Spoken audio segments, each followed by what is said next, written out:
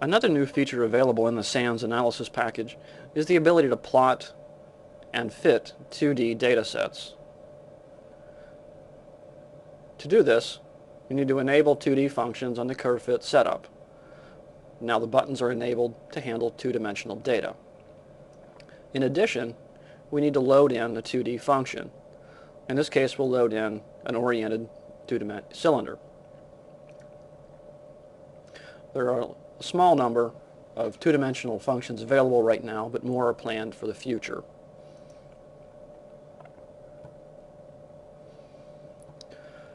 To plot a two-dimensional data set, we first need to have a two-dimensional data set to work with.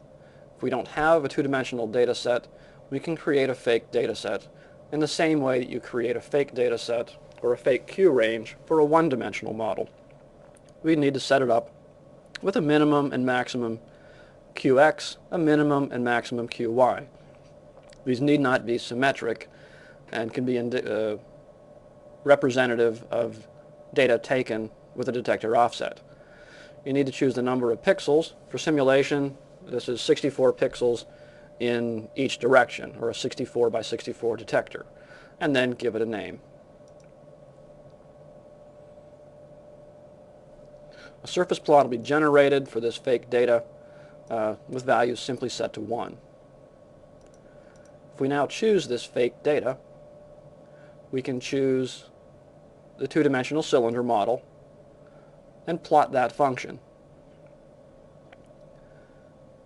It generates an image plot of the data, the model data, and a list of coefficients. We can append the 2D surface to our fake data set, and the model calculation here is shown in green.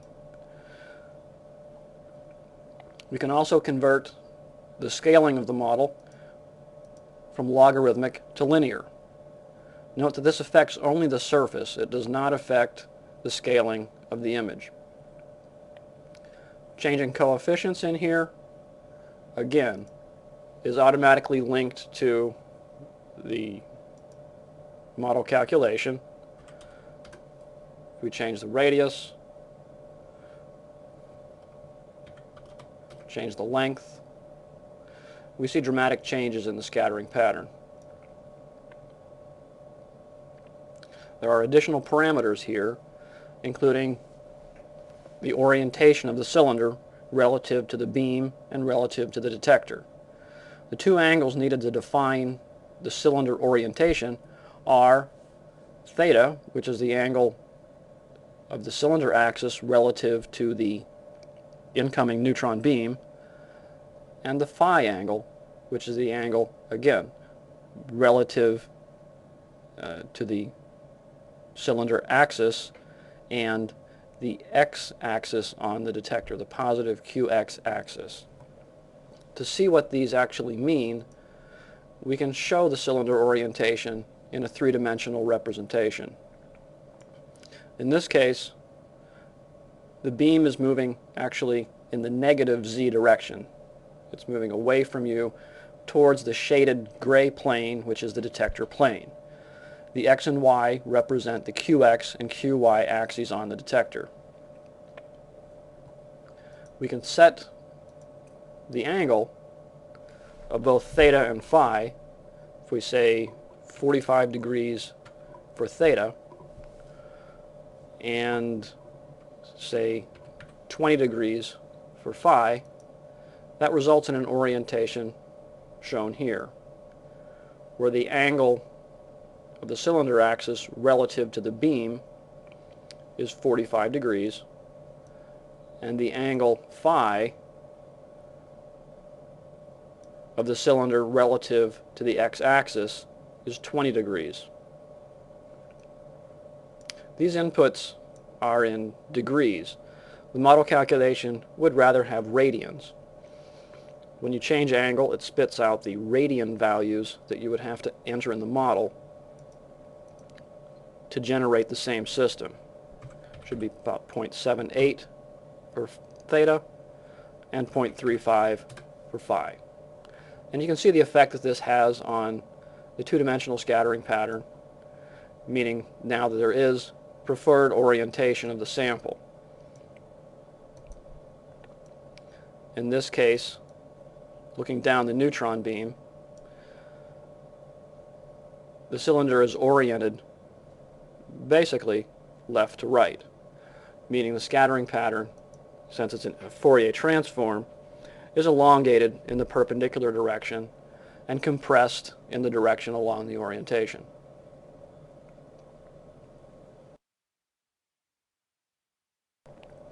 Two-D data sets can be plotted and fitted in exactly the same way that 1D data can be fitted. For the case of 2D data, the input format is the output from the SANS data reduction program known as QX/QY ASCII. This output format is not in terms of detector coordinates, but in terms of QX and QY on the detector. The data is 3 columns, QX, QY, and intensity. As an example, I'll load a generated data set that is in this format. The data is loaded and plotted in a surface on linear scale. We can also show this on a logarithmic scale as well. We then choose our data set. The cylinder 2D model has not been plotted for the configuration and resolution of this 2D data set. Again, the resolution has not yet been implemented, but it will be in the future. And we can plot the two-dimensional function. It again gives us an image display, and again, in this case, the center of the beam is offset, and so the QX and QY are offset as well. We can append the model to our data set, and the actual experimental data is shown in the blue, red, yellow false color image, and the model data is shown with dark green on the top and a light green on the bottom surface. Like fitting one-dimensional data, we enter some reasonable values, and we can see the background needs to be higher. The scaling needs to be a bit larger. For the Q range here, since this is a high Q configuration, I do not know the length, and the data will not be able to determine the length of the cylinders.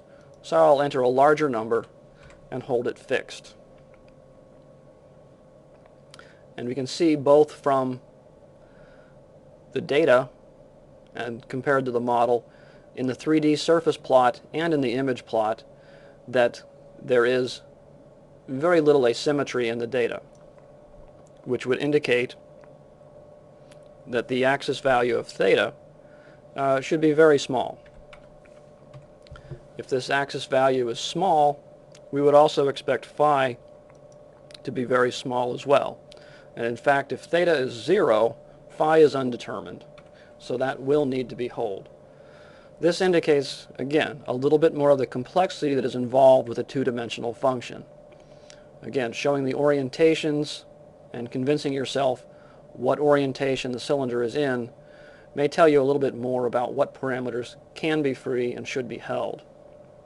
We can also add some polydispersity in the radius of the cylinder, which again makes the sample scattering look more realistic.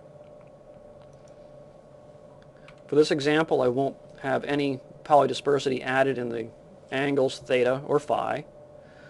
These polydispersities would be Gaussian in each direction, and as you add polydispersity in each of these directions, you add another n-dimensional integral onto the already numerical integral of a cylinder form factor.